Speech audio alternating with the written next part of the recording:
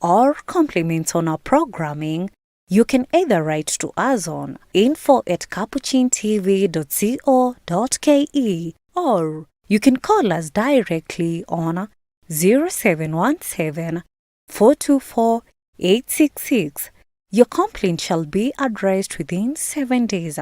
Remember to keep a copy of your communication with us. Keep watching Capuchin TV, your Catholic identity. A very good morning. Thank you, dear viewers, for joining us right here on Capuchin TV on our Health Corner show with me, Maureen Kimani. And it's a program brought to you by Capuchin TV in collaboration with LifeSite, that is a Canadian conservative anti-abortion advocacy website and a news publication. Well, today we continue with a conversation that we had last week with Dr. Wahome, and by doing this, we dive in a thought-provoking conversation on important issues affecting our families, affecting the society, and of course even our friends and our family members, and even ourselves.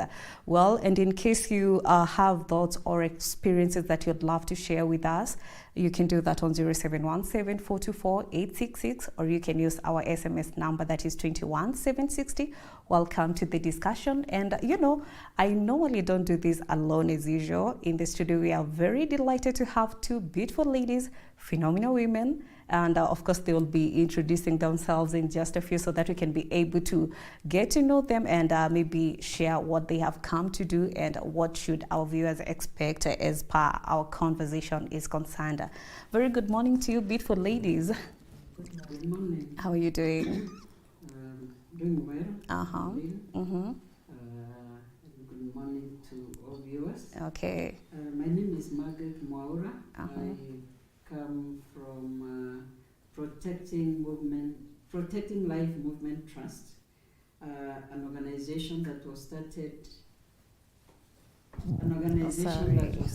In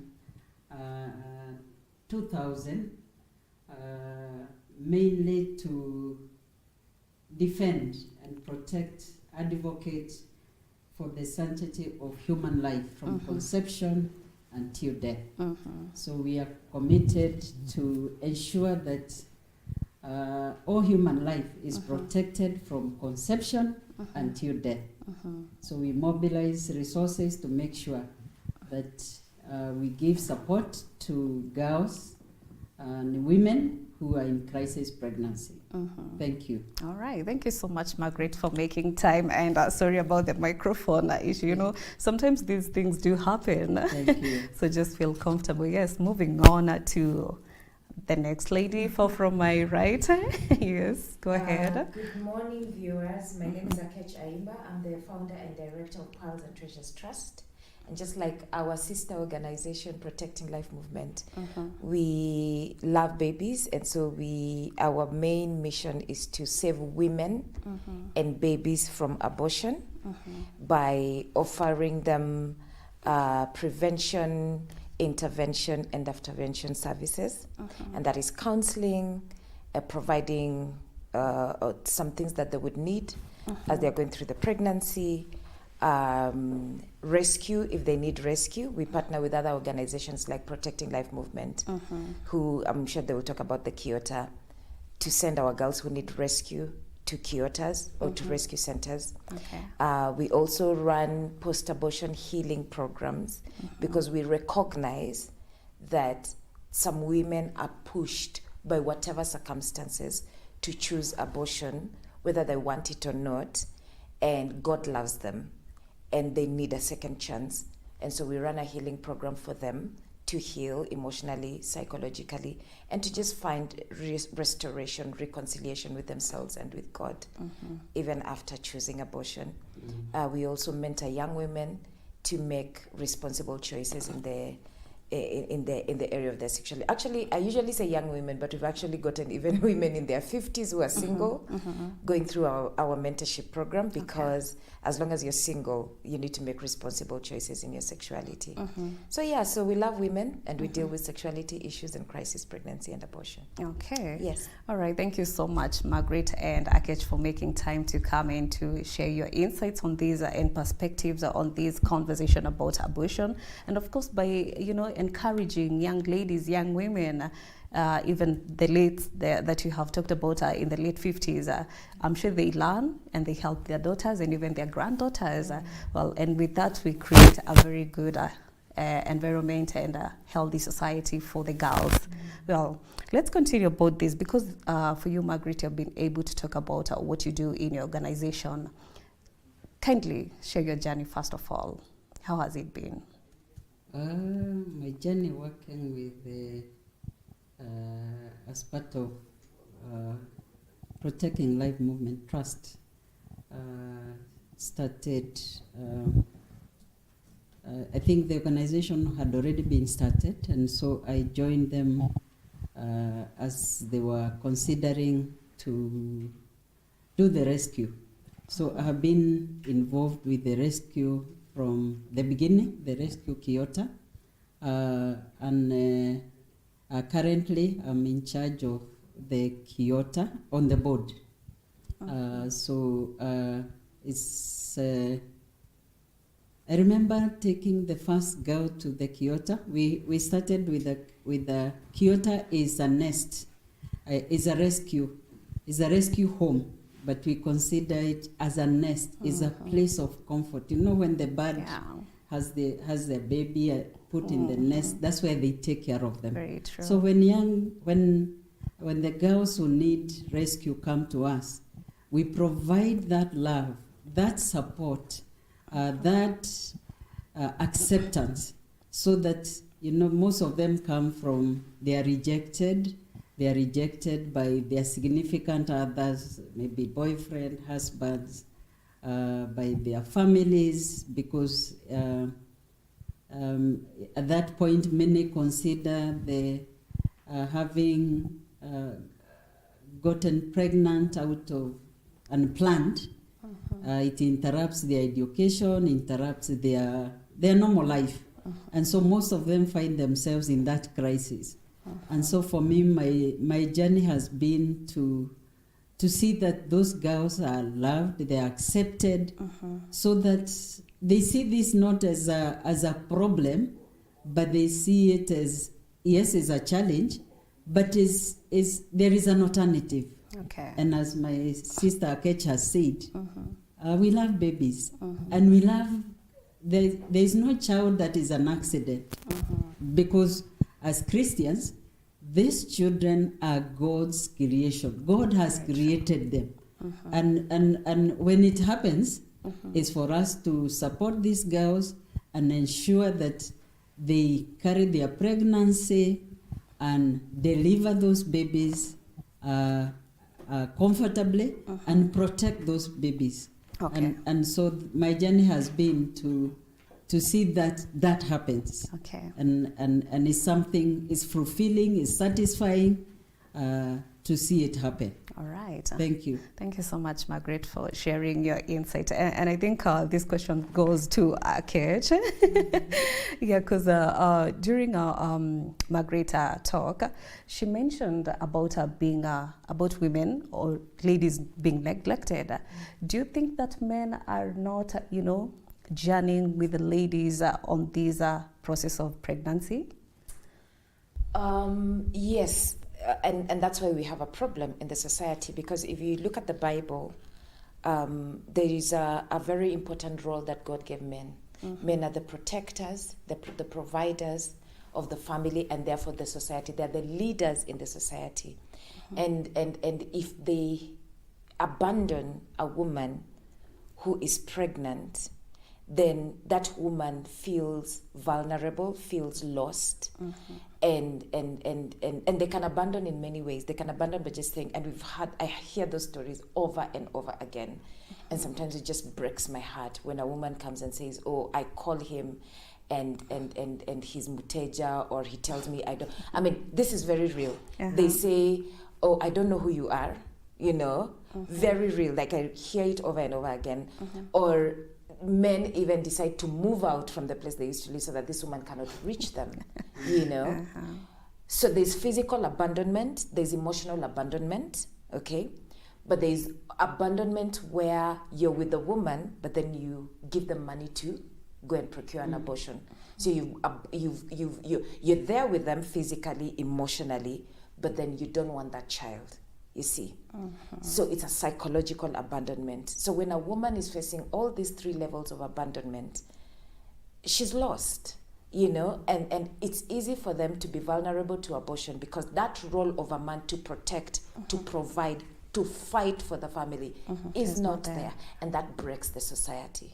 Yeah. And Margaret, what do you think should be done? I think in my view, the problem is very complicated. Our experience, I've experienced girls we have rescued who are as young as 12, 13 years. So at that age, those are children who are now pregnant, who are supposed to bring up children. And both the young boy and the girl, they are in school. We have also experienced in Protecting Life movement the fact that some of these pregnancies are happening within the family because of rampant incest. And that's why we are currently having a campaign to stop incest, because it's a big problem. So when that happens and you are 12, 13 years, you are still a child in both ways. Sure. So, but it's true that many women turn to pregnancy because you find yourself in this crisis, and everybody who should be supporting you abandons you, including the men. And I have heard stories also of even women who are married being told by their husbands to abort because they had not planned for this child. So the change in society is also, the changes that are taking place in our society are also contributing. The socioeconomic challenges, somebody feels that they don't have resources to take care of another child, and so they end up, as my sister said, giving the woman money to go and procure an abortion. So those are the dynamics and the challenges in our society. All right, thank you. Yes, just allow go me ahead. to chip in. You've asked what can be done. Yeah, true. I think, the way we tell ourselves, we need to call ourselves for a meeting. We really need to go back to the drawing board. And I think one of the enemies of the African society is Western ideologies, which we embrace without thinking because we have enslaved mentality. We think, and I love my Western brothers and sisters. Many of them are doing a very good job. We are supported by some pregnancy centers in the West for us to be able to run. So this is not anything to do with it's not an attack to the Western societies, but the truth is that we are having many Western ideologies infiltrating our families, and I think the gatekeepers, like the government, the people who are supposed to protect our families in the offices that they sit in, need to interrogate what we are getting through our TVs, social media, all that stuff, because that is what is actually affecting our African society, but also the church. I think growing up, there are things we used to hear on the pulpit that we don't hear nowadays. Things like sexual purity. Things like the role of the family. Things like, the church is abandoning its role, in some quarters, not all quarters again, in educating its people on what is right in a family setting, what is right in a society setting. And so our values are really deteriorating. Another thing is the breakup of communities, okay? Because let me talk about Kenya. Kenya is a transitioning we are a developing nation. Okay. We're not developed, but we are developing nation. So there are Sure. some systems in the communities that are breaking. We don't have our aunties to advise the girls.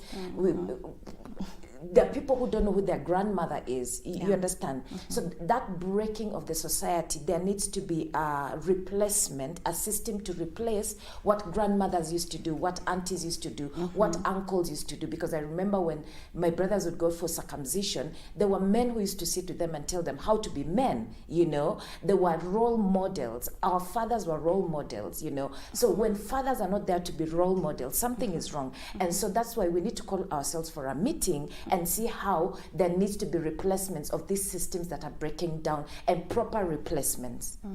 Yes. Wow. Wow, that's very incredible from you, Aketch. Well, let's move on to you, Margaret.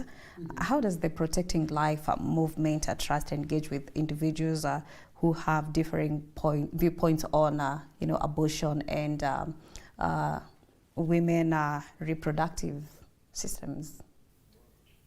I think, as I said, Protecting Life movement, our focus is advocating for life from conception to death.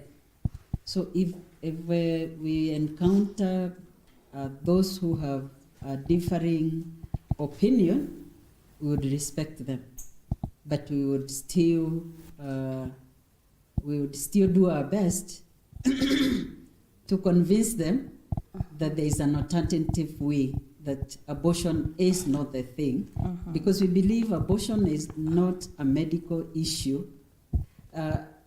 When a girl gets pregnant, the solution is not abortion, but there are alternative ways, and that's why we have come up with a rescue home as an alternative to abortion. So, but we respect those who with differing opinions. Do you have something else to add on that, Aketch? For me, it breaks my heart, and that's why I talked about gatekeepers. Because there are people who are working in government offices who are allowing these people to infiltrate our system. And it breaks my heart that they have the audacity to do things that are unlawful in this nation. And so I usually tell people that confrontation is not wrong. You know, sometimes we fear confronting issues because we think we hate the person. But I think we need to put things on the table and confront them. Why are these people in this nation?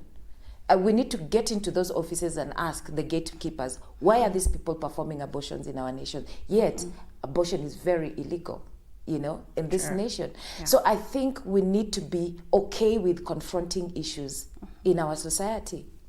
Yes, and so that's my take, you know. Okay.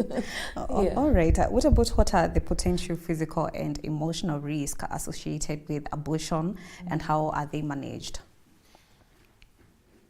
Well, so when a woman performs an abortion, first of all, she's in a crisis, okay? And the only way out she's been given is having an abortion. And after that abortion, the first feeling that comes to her is relief, because she sorted out a crisis. I mean, if you had a rent issue that was accumulated to, let's say, 60,000, maybe your rent is 20,000. Sorry, you don't look like 20,000. Okay, 100,000. Then it has accumulated to 600,000, yeah? And then your landlord comes and says, you know what, I need you to pay this money or I lock your house. And then one day you come back home in the evening and you find a very big padlock on your door and there's nothing you can do. So what do? You ask for your friends to give you some Mpesa money. I don't know if 600,000 will tosha your Mpesa, but in context, they will give you the 600,000, you go and pay, and then you're relieved, isn't it? But you still have a debt. Somebody gave you a loan to be able to pay so that you can get into the house, isn't it? So the relief is short-lived, because a month later or 2 weeks later, you'll start thinking, oh my gosh, I have a loan to pay, and there's still 100,000 for that month rent for you to pay, isn't it? So abortion is like that. Number one, there's relief, but it is very short-lived. It's very deceptive, because one day that woman will wake up to face herself on the mirror and she will hate herself, okay? And when these feelings of guilt and regret and all start coming, they begin to repress it. And when they repress it, it's very short-lived. Then they begin to justify, oh, I needed to finish my education, or I needed to climb up the career ladder, or so they have all these justifications in their minds. But then it also wears down, and one day they will have to face all the emotions. So there's like I said, there's regret, there's anger, there's isolation, there's stress, there's hopelessness, helplessness, there is depression, there is eating disorders, or we call that post-abortion syndrome. So so when all this suppression and justification wears out, they now begin to suffer the symptoms of post-abortion trauma or post-abortion syndrome, and that's when they are at danger of having very bad coping mechanisms. And these coping mechanisms, they either become workaholics or alcoholics. They begin using drugs. They become, actually, one of the two biggest coping mechanisms for post-abortive women is multiple sexual behavior. Why? Because this woman is looking for love, affection, and affirmation. Because after that abortion, it breaks you. It takes away your self-worth. Okay? And so you're thinking, no man can ever love me. So you're jumping from one man to another for them to affirm you because you know what you did. You get? And that looking for love, acceptance, and affirmation puts you at a risk of getting pregnant again. And then what do? You have another abortion and another and another, and that's why you find women having multiple abortions, and without intervention it can become a chronic cycle. And that's why we are here to do intervention. Okay. Yes. Wow, I love that. I guess I can say, Margaret, you want to talk about something? Yes, I think most people, when they are in crisis and they are given the option of abortion, they are not told of the after trauma and the effect.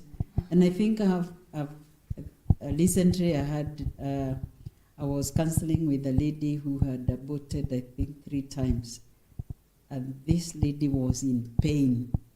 The regrets, and she had lived, she's in her 50s now, and you can see the trauma and the pain of what she did. She remembers that child, my son would have been this. And those are things that young girls are not told. There is a lot of pain after abortion. So it's something nobody should actually be encouraged to do, because it's not a solution. All right. Yes. Yeah, before we get to a shorter break. Yes, so and I like the way she said young girls are not told. And then the post-abortion syndrome is like, you remember HIV? It never used to show until much later. So in the formative years after the abortion, or the formative year, a woman can go on with their life like their life is normal. And that's what I was talking about, suppression, justification, and then coping mechanisms. So a woman can employ coping mechanisms for even 20 years. Like she said, I've also gotten women in their 50s coming to the program, regretting what they did in their 20s. You get what I mean? Yeah. So it never... Don't think you will have an abortion and it just goes away. One day it will resurface when you're so broken, and so when the coping mechanisms wear out. For some people it will wear out in their 30s. For some people, thank God, because of religion, going to church helps you feel guilty very quickly. But some people will employ coping mechanisms for the longest time, but one day you will have to face it. Yes. All right. And I think before we even talk about the abortion, I think choice matters. And I love that last time Dr. Wahome was here, he talked about, before we even get to abortion, these girls need to be educated. These young men, they need to be educated at every choice they make in their life. If you want to get into a relationship at your young age, you know, what are the consequences? Such that you're talking about. And I think you'll, after we come for the break, you'll talk about the choices. If you want, make sure you learn. If you're getting into a relationship, are you getting there for marriage? Are you getting there to have fun?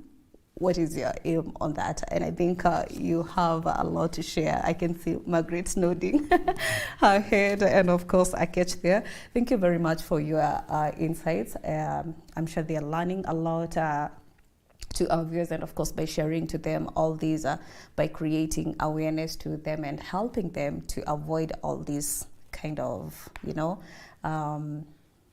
scenarios in their lives.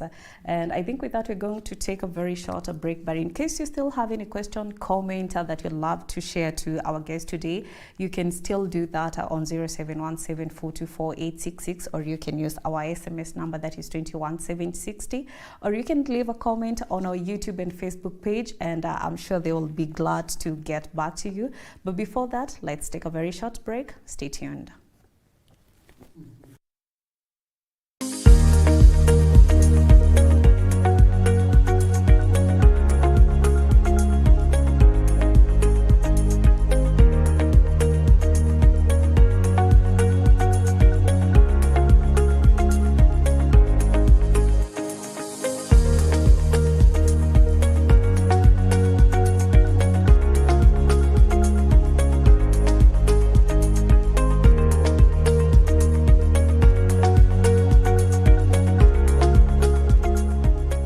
Enjoy this conversation with me, Maureen Kimani, every Friday from 9 a.m. on our Health Corner show here at Capuchin TV. Your health is your wealth.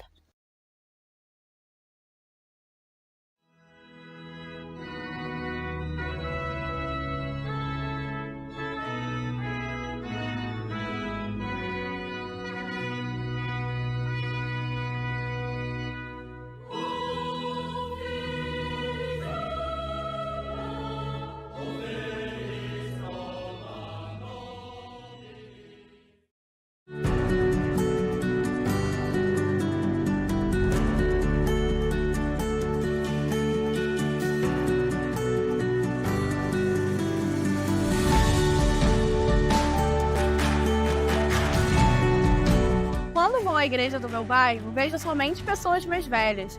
A igreja agora é coisa de velhos? La iglesia no es un club para la tercera edad, como tampoco es un club juvenil. Si se convierte en algo de viejos, va a morir. San Juan Pablo II decía que si vivís con los jóvenes, también vos te volvés joven. Y la iglesia necesita a los jóvenes para no envejecer. Dear Pope Francis, why did you choose the theme Mary arose and went with haste for this World Youth Day?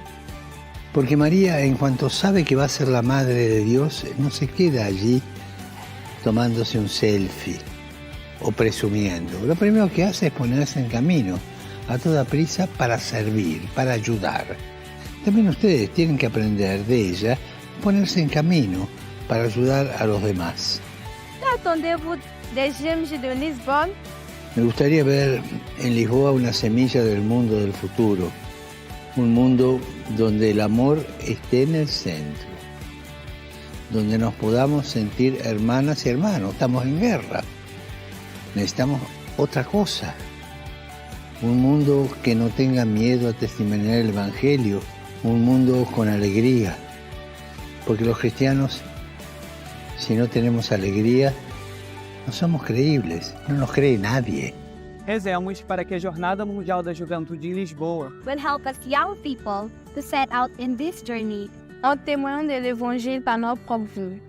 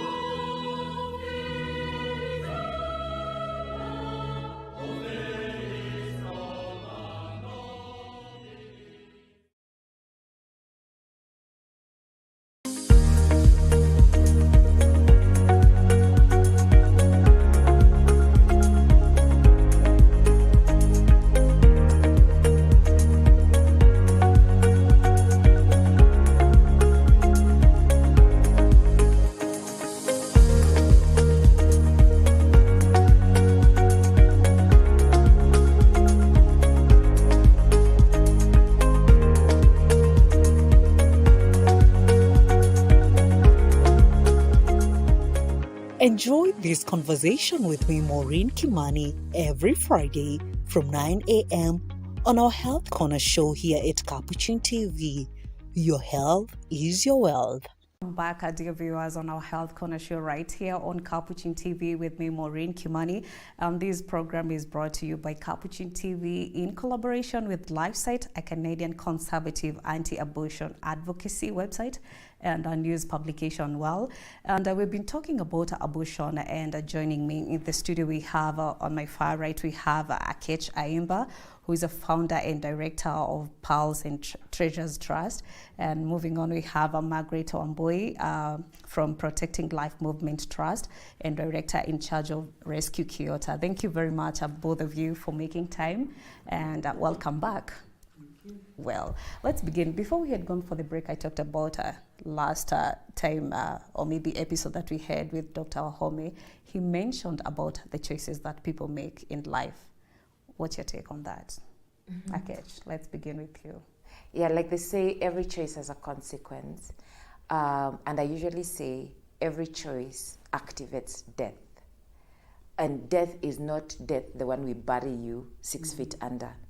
It's emotional death, psychological death, mental death. Okay. That means those areas are not healthy because you are perverting or intoxicating or making those areas depreciate by the wrong choices you're making. So if you're making healthy choices, those areas will grow, they will mature, they will, you will flourish emotionally, mentally, psychologically, and even physically. We know that depression affects people physically. There are diseases, lifelong diseases that you get out of depression. Okay? So yes, every choice has a consequences. So whatever, when we talk about issues of pregnancy and abortion, both to men and women, this is not just a women issue. What choices are you making now that will make you end up in that space of abortion or pregnant, and then you have to parent at a young age, or even not even at a young age, you make this baby look like an inconvenience because it is not in the space that you're supposed to be having, or in the environment that you're supposed to be, or in the stage that you're supposed to be having this child, because we know that sex is supposed to be done in holy matrimony, in marriage, and that baby is supposed to come in a safe environment where there's a father and a mother to take care of them. So somebody once said, make your choice before you get onto that bed to have sex. Okay? Make your choice before that, because then that will make you safe. It will make the man safe or the woman safe, and it will make also the baby that is supposed to come safe. Okay? So choices are very important. We were created, the Bible says we're created in the image and likeness of God. The image is how we look. We represent God on earth. But likeness is the ability to think, the ability to reason, and the ability to make choices. Awesome. If God says, I created you like me, and he's able to reason, he's able to make choices, the right choices, then you're good to go. You're not a dog, He didn't create a dog out of his image and likeness. He didn't create a tree out of his image and likeness. The only creature on earth that God created and said, I have created you, let us make man in our own image and likeness, is the human being. So you're operating below your ability as a human being if you make the wrong choices. And you better understand who you are in Christ and be able to make the right choices. Yes. Wow, thank you so much, Aketch, for emphasizing on that. And let's move on to Margaret, because I don't know if you had something else to add on the choice matters. I think for me, Maureen, I have something to add. There is a choice by the girl or the woman and the boy. But I also see there is a choice that adults, the parents, the church has to make. Because as I said, there are girls who are getting pregnant when they are children. So the parents have to make a choice to take care, to ensure that these things don't happen in the confine of the homes. I have, we have something happened, I think it was last year, where it's a very sad story. It was in Malindi, the 12. Yes. Yeah, but I'm talking of another. Another very sad story where a boy impregnated the sister, the cousin. I think 2 sisters and a cousin. When the mother realized that they are, the three girls are pregnant, she wanted to commit suicide.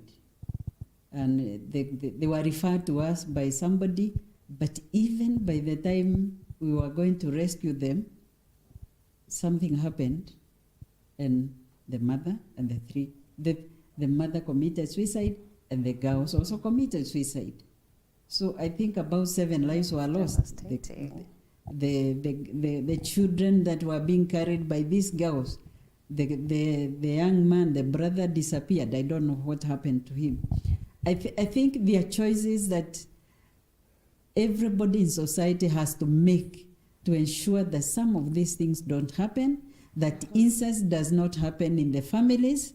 We know in our society, there are societies that when a taboo child is born, they kill that child. In fact, the children, some of the children we rescue, you can't take them back to their parents because they'll be killed, because they are taboo babies.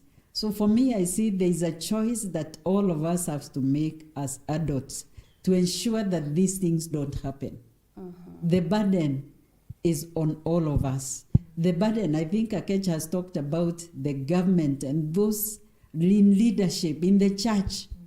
We have to take responsibility for making sure that these things don't happen in our homes and in our families, in our churches.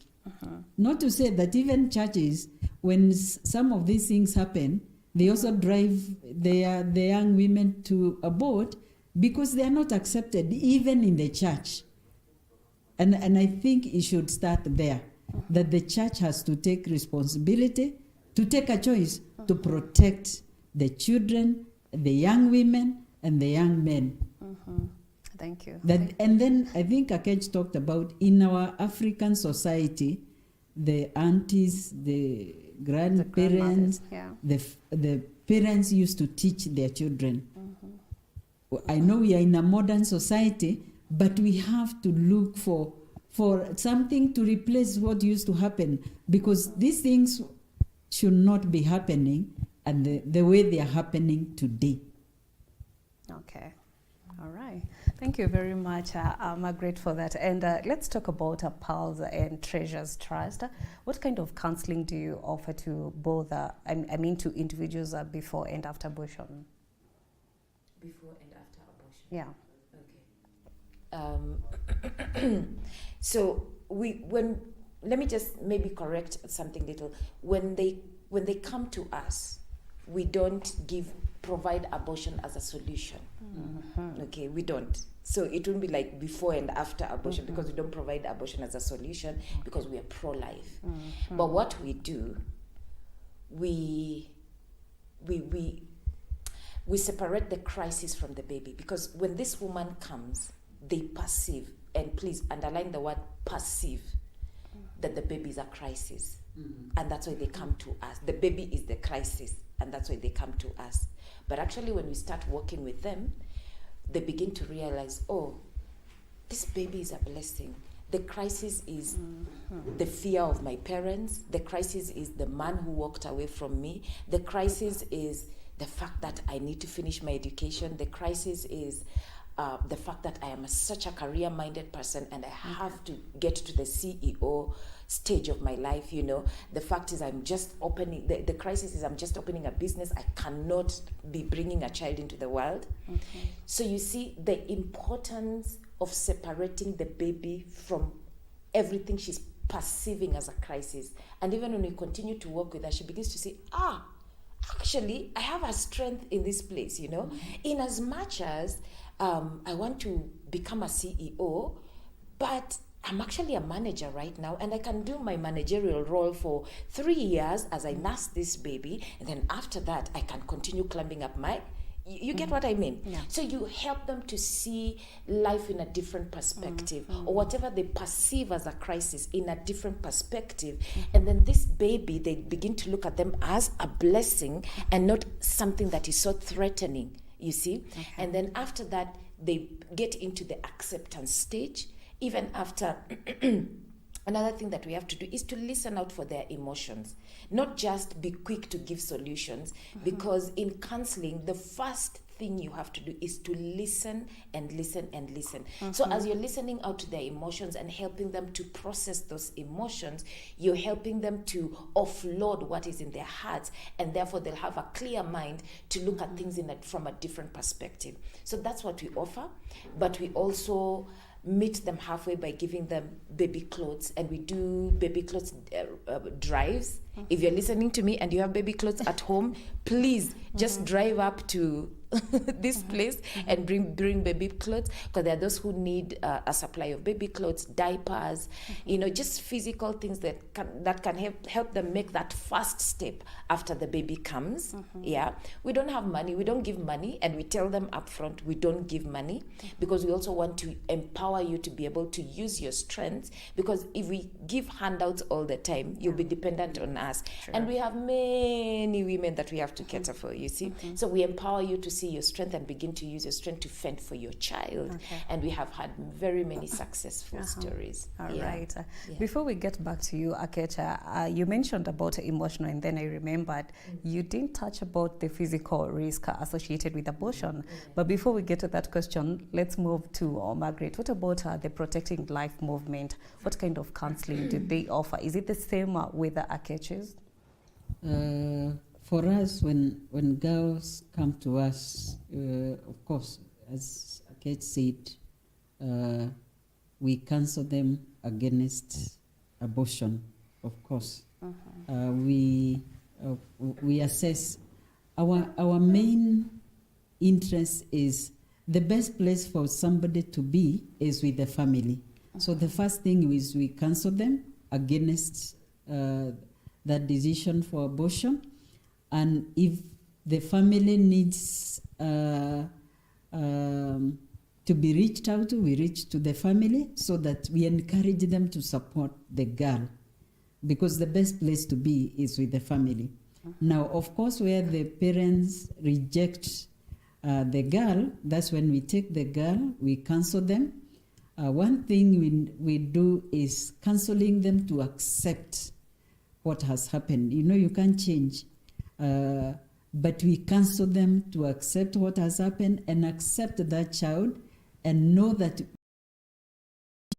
while she's in our home, we continue providing them with counseling, supporting them, loving them, so that they feel that they are accepted. This is not the end of the world. And our experience is to see that these girls, once you accept them, and they have now come to accept this pregnancy and the process, they give birth successfully, and they are able to accept their children. I remember that I think the first child that was born in our Kyoto, called Victor. In fact, that's the name the girl gave the child. The parents, the mother who had told the girl, take this money and go and had son. For most people, for parents, when they reject their girls, it's because they are also in a crisis. But you realize that especially as Africans, we love children. When they are born, we love them. So you can see the unfortunate situation where we deny people the joy of enjoying life with their grandchildren because somebody encouraged them to abort and gave them abortion as a solution. It's not a solution for us, especially in our society. So we counsel them through the process, accept them, and support them through the pregnancy until they give birth. Now, when they give birth, then we also either connect them with people who can counsel them, who are like we network with Pearls and Treasures and another people who also take the girls to school. Those who should go back to school, we encourage them to go back to school.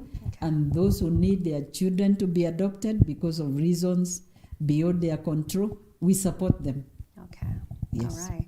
Thank you very much. Yes. Just something small. I like what our mom has said about the fact that we forget that when this girl is in crisis, the family is also in crisis. And we've had situations where we've also had to cancel the parents because they're scared. Whatever the girl is going through, they're also going through. And sometimes these young girls especially, they are very entitled, you know. When they come, they think, oh, my mom should just accept me, it's fine. And sometimes you have to be firm with them, and you have to give them a reality check and tell them, you know, don't expect your parents to celebrate, to throw you a party and a cake and balloons that you're pregnant. Yeah. Allow them to go through the same emotions that you're going through. Allow them to be angry. Allow them to be disappointed in you, because those are real and tangible emotions human beings go through when they're disappointed, you know. So those are the things that we have to sometimes even walk the family through, the disappointment of this girl getting pregnant, you know. But like she said, it's not the end of the world. We encourage them, both the girl and the parents and those who are involved. It's not the end of the world. And we have had, like she has shared, stories where everybody gets happy when the baby comes, you know. I could share many stories, even when you touch on abortion and I mean pregnancy and rape, you know, people who have come, they've been raped, but when the baby comes, oh, you can't even hold that baby, you know. They are so so you just need to join us in this job. Okay. Just come in and join us. Okay, we're already partnering here. So we shall be working together. All right, allow me just to read some comments here. We have Anne Wirimu, who says, I'm happy listening to you. Keep challenging the wrongs until we think straight. And then there is Mary Muindi, very good advice to young generations. May the Holy Spirit enlighten them. Wow, that's very nice. Thank you, Mary and Anne, for that comment. Well, let's move on. We're talking about the physical risks associated with abortion. Would you just touch that briefly? Yes. I don't know if Dr. Home went through the processes, the different processes of abortion, but in different trimesters they perform different, though technologically things have changed, but they perform different procedures of abortion, and those procedures come with physical effects. Okay, so like when they do dilation and curettage, of course they're scratching the lining of the cervix, and when that happens, dilation and curettage and dilation and evacuation, when that happens, they could cause a scar on the lining of the cervix, and when this woman wants to get pregnant again, and that fertilized egg goes to implant itself in the cervix, and it finds a scar, what happens is it just goes out, because it cannot implant itself on a scar. And that's the reason why you find some post-abortive women, and I'm careful to say some, cannot get pregnant, because maybe there was a scar that she got when she was going through those procedures. Now, a procedure like saline solution is a concentrated salt solution which burns the baby to death, and then the baby comes out. So what happens with saline, so if it's burning the baby to death, that means it's also burning the walls of the cervix. So many women who've gone through abortions of saline solution find that they have miscarriages or stillbirths because of that. We have the prostaglandin method, and prostaglandin is a hormone that is put on women to go on early labor. Now, you know, when a woman reaches the full gestation period, which is 40 weeks, their bodies can actually contain the pain of the labor, because that's how God created the body. When a woman is pregnant, reached 40 weeks, when they go on labor, the body can actually contain that pain. But when you put prostaglandin on a woman who is, let's say, 6 months pregnant, because that's done in the second trimester, from the last bit of the second trimester, the body cannot contain the pain of artificial labor. You understand what I mean? Yeah. And so there is risk of the cervix rupturing, and when the cervix ruptures, that means it has to be removed. So that means that woman can never give birth again, because the cervix has to be removed. And it is also said, and actually I have met somebody who works in a mental institution, and she's told me they have women there who've performed abortions, and it has affected, the post-abortion syndrome has affected them so much that they've come to that stage of psychosis. Now, when the prostaglandin method is applied on a woman, one consequence is that a woman can actually get mad because of the pain, because the body is not able to take the pain of artificial labor. Okay, so we have all these, physical issues that come with abortion that you really don't need to subject yourself to. And let's even talk about, nowadays the in thing is abortion pills. I've sat and listened to women who've had home abortions, and it's a very scary story. I need people to watch Unplanned by Abby Johnson, the movie about Abby Johnson's work, and they go through a lot of pain having to abort those babies at home. The pain cannot, some of them say, I knew I was going to die.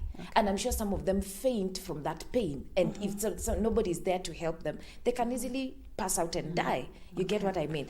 And even just the pain of you having to take that baby and go and flush it down the drain or bury it yourself. How will you live with yourself?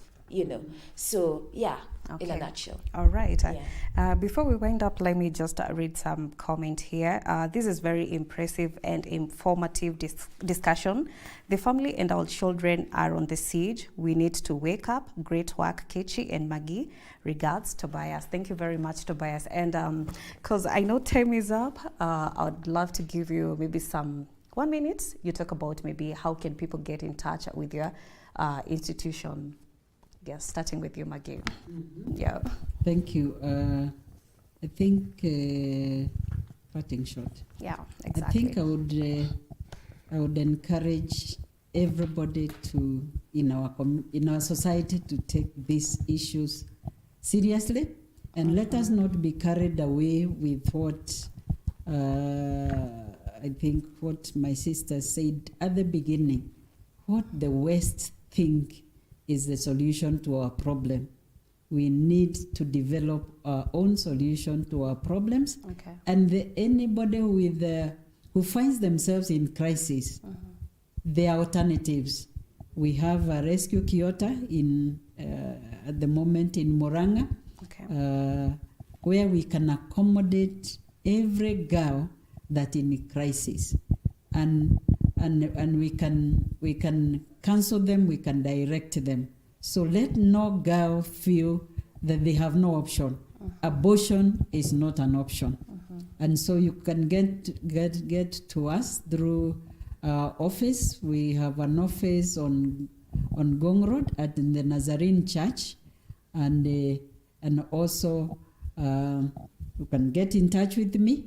I will be able to direct you, and my phone number is 0722 761903. And as my sister said, if we also depend on support from our well-wishers, partners, individuals. We don't have big donors, but if you have clothes for babies, you have clothes for girls, we shall be happy to make sure that they get to these girls and all those in crisis pregnancy. So always feel free to contact us. Thank you very much, Margaret, for that. Last to you, Aketch, what do you have to tell our viewers, and how can they get in touch with you? Okay, my parting shot is just to men. You're our leaders. The reason why we're having many crisis pregnancies and a crisis in the society is because men have stopped to lead. Men have stopped to take risks. Men have stopped to protect, So I'll just want to urge you, when one man stands up, a family is protected, a family is catered for. Don't abandon that child because you feel you are not ready. As our very own Sauti Sol sang, mtoto kuja na sahani yake, and until you face a crisis and go through it, you'll never have the muscle to face another crisis. Sometimes we learn a lot from the crisis we face in life. So men, stand up for us, stand up for your sisters, stand up for your mothers, stand up for your girlfriends. You can reach us on 0712 309-846. That's Pulse and Treasures, 0712309846. There's somebody on standby right now who will pick your phone who will pick your call if you're in crisis.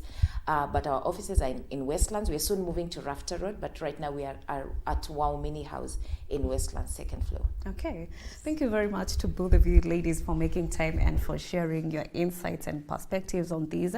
And I always mention about these, that remember conversations like these, they help us by helping us to make informed decisions. And of course, we help our societies and of course ourselves too. So thank you very much and may God bless you. Wishing you the very best in your work. And looking forward to maybe seeing you next time here, because we cannot exhaust on these. And I'm very happy that people are following and of course giving their feedback and they are loving your work. So God bless you all. And thank you to, you're welcome. Thank you also to Capuchin TV crew. We have Felix Juma, Peter Mwangi, Kevin Zisa, and Steve. Thank you very much for the good work, and to Capuchin TV and LifeSet News. May God bless you. I don't have much to say because time is up. Wishing you a very good day. See you next time. My name is Maureen Kimani. Bye-bye. Thank you.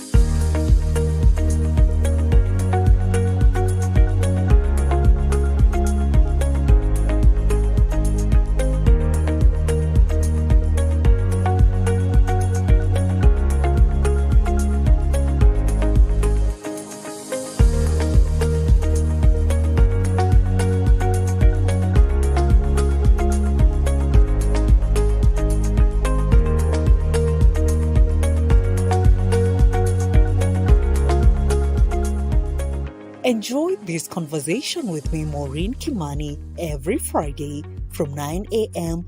on our Health Corner show here at Capuchin TV. Your health is your wealth. Capuchin TV. Tumetoka mbali, bado tuko mbali, na tunaenda wapi? Mbali. Endelea kutazama Capuchin TV, huduma Katoliki ya uinjilishaji.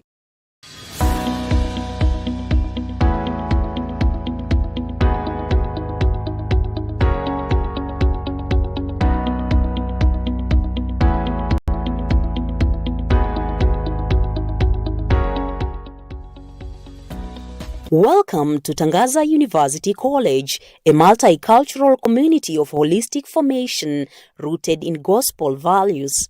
Our academic programs include postgraduate, undergraduate degrees, diplomas, and certificate courses. At Tangaza University College, we pride ourselves as the leading college in inclusivity, with all our learning facilities attuned to accommodate students with special needs. Delight in an ambient environment, professional lecturers, and world-class learning facilities, including a spacious, well-equipped library, a research center, science laboratories, and a multimedia studio. Our full-time and part-time intakes are open in January, May, and August every year. We also offer holiday-based programs in April, August, and December. For more information about our courses and enrollment procedure, visit us along Langata South Road in Karen, Nairobi, or visit our website at www.tangaza.ac.ke. For remote inquiries, send an email to inquiries@tangaza.ac.ke or call us on 0722 204 724 or 0733 685 059. Enroll now for our competitive PhD, Masters, Bachelors, Diplomas, and Certificate courses. Tangaza University College, teaching minds, touching hearts, and transforming lives.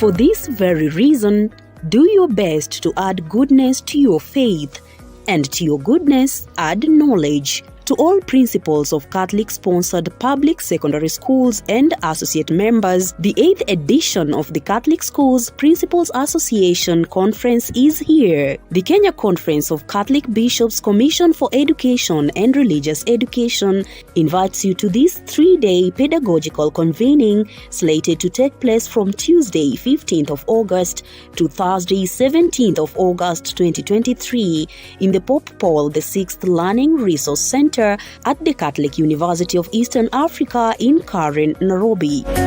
This year's convocation will focus on fostering professionalism and diligence in Catholic educational institutions under the theme Catholic Schools, Hubs of Moral Values and Faith Formation for the whole school community in respect for human dignity. Capuchin TV team will set camp at the venue for the 3 consecutive days, bringing you real-time updates on the sessions as and when they happen.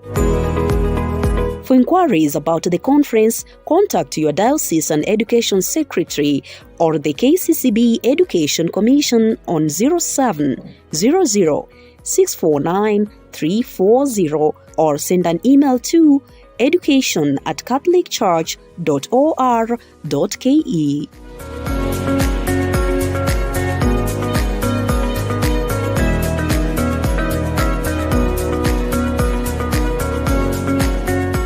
Keep watching Capuchin TV, your Catholic identity. Asante Yesu, asante Yesu, asante kwa wema wako. Kwa kila jambo mshukuru Mungu. Ninapenda kuwakaribisha kwenye sherehe yangu hiyo tarehe 2 huko nyumbani Yenzuva.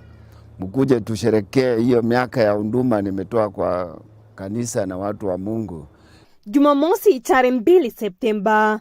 Runinga Captain, tunaungana na ndugu John Kameme Musyoki wa ndugu wa Francisco wa Capuchini, mzaliwa wa parokia ya Blessed Carmen katika jimbo Katoliki la Kitui, atakayesherehekea miaka 30 ya kutumikia Mungu kama buruda baada ya kupata nadhiri yake daima mwaka 1993 mkononi mwake Mwashamu Joseph Alexandro, askofu mstaafu wa jimbo Katoliki la Garissa.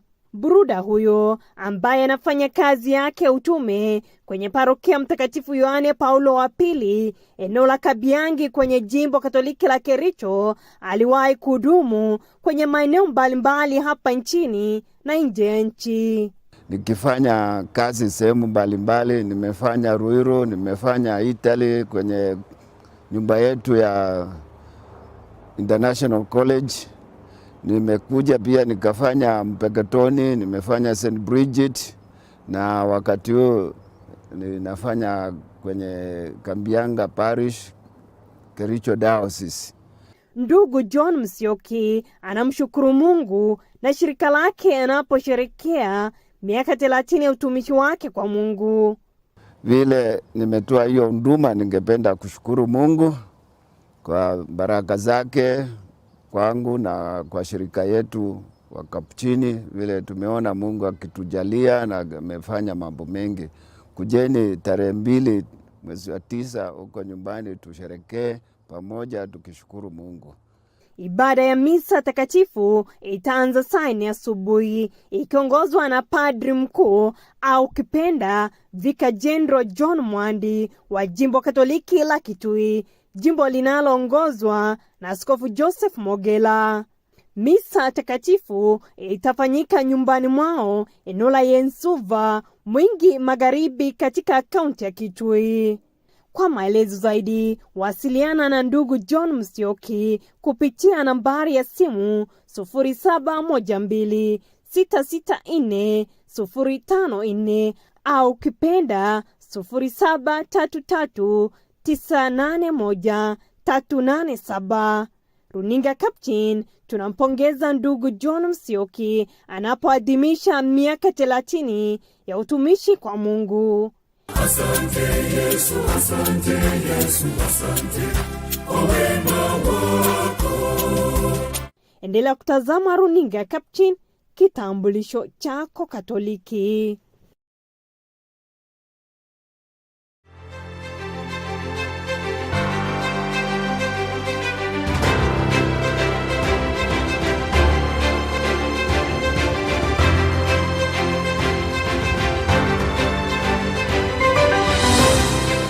Beloved believers, praise be to our Lord Jesus Christ. Capuchin TV, we are grateful to God as we mark 6 years of this Catholic ministry of evangelization through broadcasting.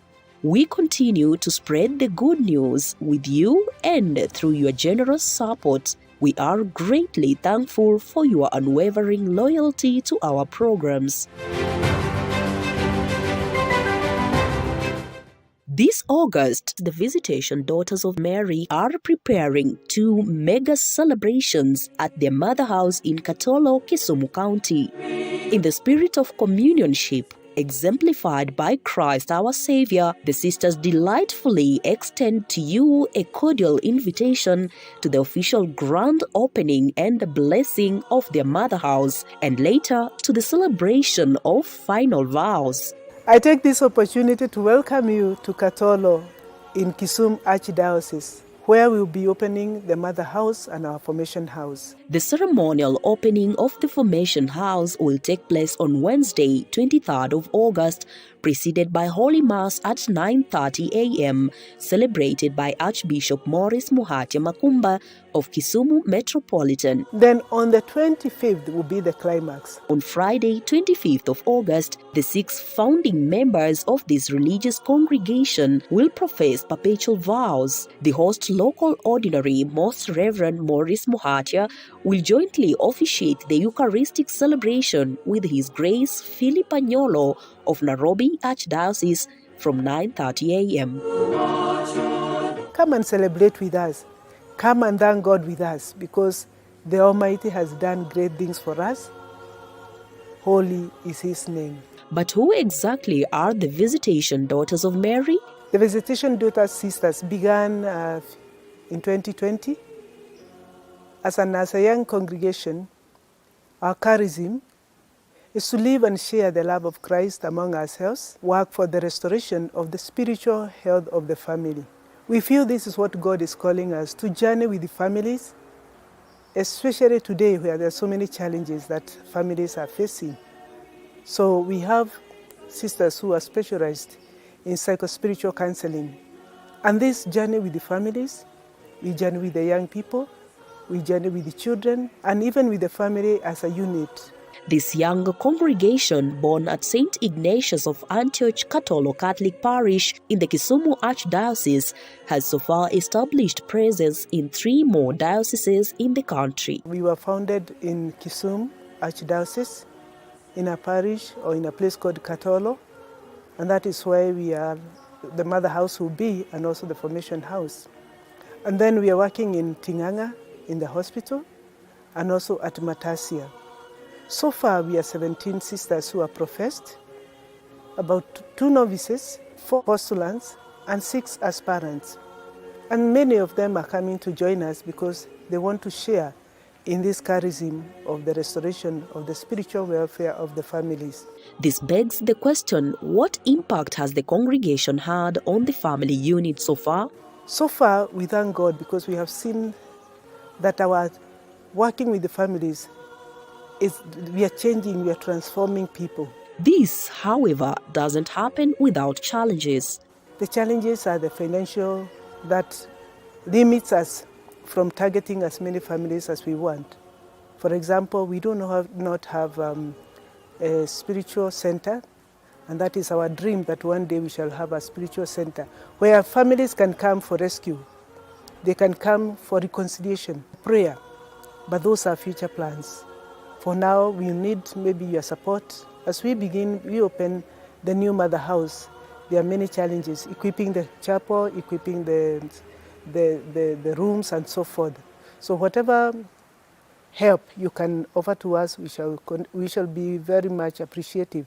To support the sisters in their mission, send your support to the Paybill number 400200, account number 400-3519. We're also looking for young girls who want to become sisters and share in our charism of the restoration of the spiritual life of the families.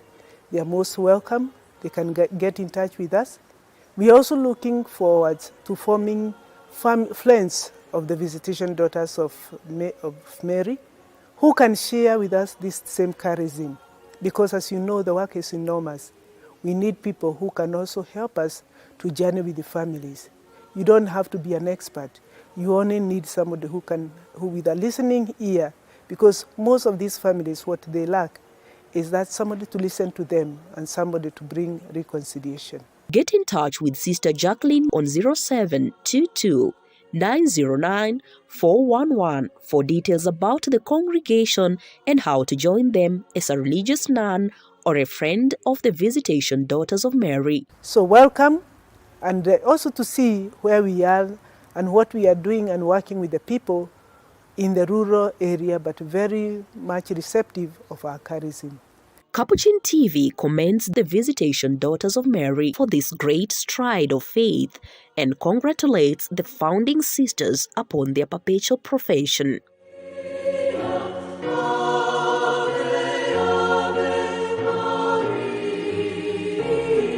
Keep watching Capuchin TV. We take pride in 6 years of God's abundant blessings and testimony of your staunchly Catholic Identity channel. Sherekea nasi mwezi huu. Channel bomba, sinema na vipindi vya kusisimua. Burudani kamili kwa familia nzima. That's why I love this stuff. Sherekea nasi upate nafasi ya kushinda zawadi kila wiki kuanzia 55-inch TVs, fridge na pikipiki. Treat familia na ununue StarTimes decoder madukani kwetu na kwa wauzaji wetu nchi nzima. Lipia subscription yako upate nafasi ya kushinda zawadi kemkem kwenye draw za kila wiki. It's the best. Kutoka kwa familia yetu hadi yako. Asante kwa kutukaribisha nyumbani kwenyu. StarTimes, furahia maisha kidijitali. For close to 40 years, the Catholic University of Eastern Africa has stood out as a regional hub for creating success stories. At QUER, we are known for developing lifelong skills, shaping destinies, and forming innovative and transformative leaders for the industry and the society. Ours is an exciting student experience in a rich multicultural environment to empower dreams for the future. Welcome to the Catholic University of Eastern Africa.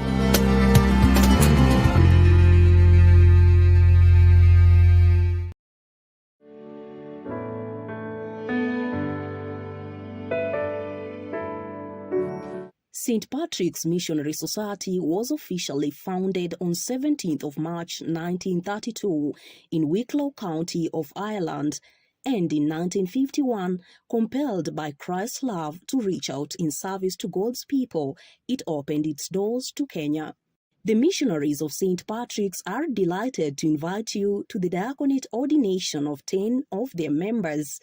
The candidates to be ordained to the Order of Deacons are Humphrey Wesonga, Jeremiah Bassey, Barnabas Kumasun, Stanley Wehere, Joseph Jibrin, Anthony Ugochukwu, Levi Uchenna, Asu Paul Eyare, Imes Vika, and Thomas Michael Zegi.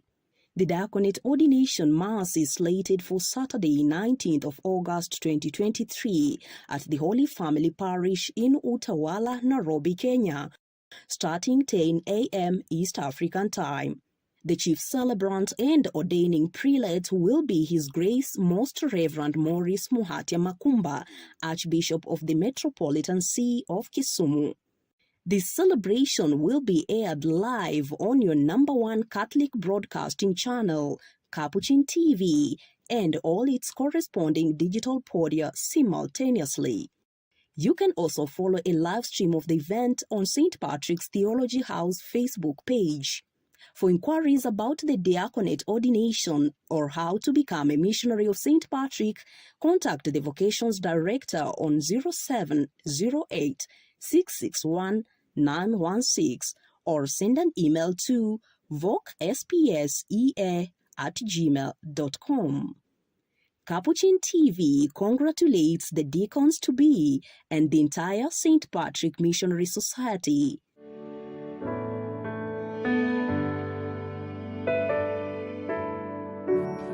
Keep watching Capuchin TV, your Catholic identity.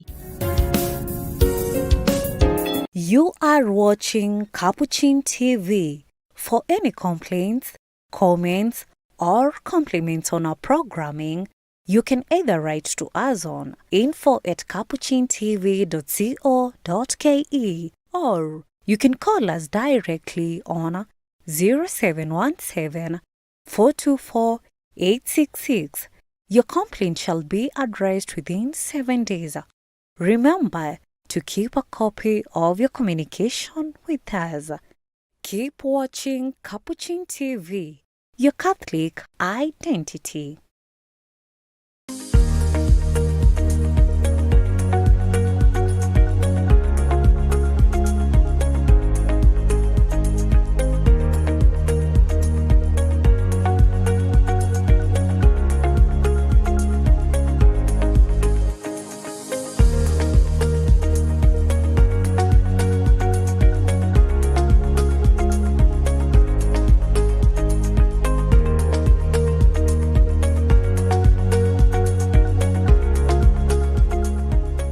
Enjoy this conversation with me, Maureen Kimani, every Friday from 9 a.m. on our Health Corner show here at Capuchin TV. Your health is your wealth.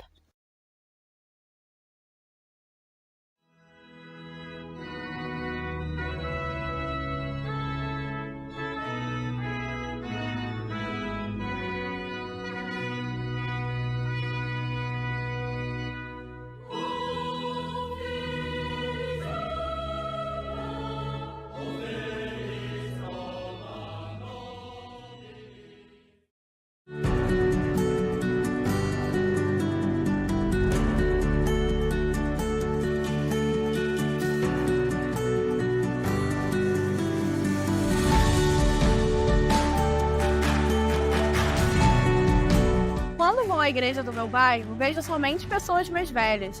A igreja agora é coisa de velhos? La iglesia no es un club para la tercera edad, como tampoco es un club juvenil.